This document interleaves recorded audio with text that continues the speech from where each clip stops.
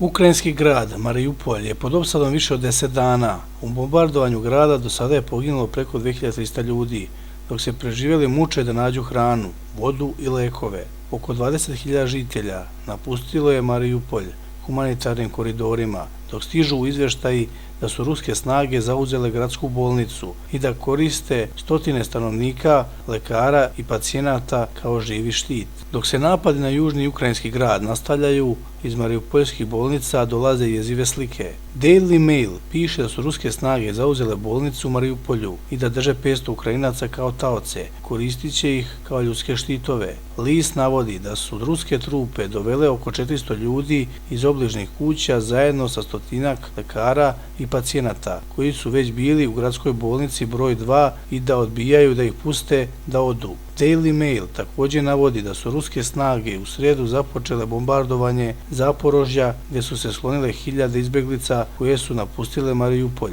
Oko 20.000 izbjeglica napustilo je humanitarnim koridorima Mariupolj, koji je pod opsadom. Daily Mail piše da je u masovnom egzodusu civila najmanje 4.000 automobila napustilo lučki grad označenom rutom koja vodi na zapad više od 250 km do Zaporožja. Ipak mnogi su nekako završili u Rusiji, nakon što su otputovali na istok u region Rostov preko humanitarnog koridora Kremlja. Nije poznato koliko je Ukrajinaca išlo tom rutom.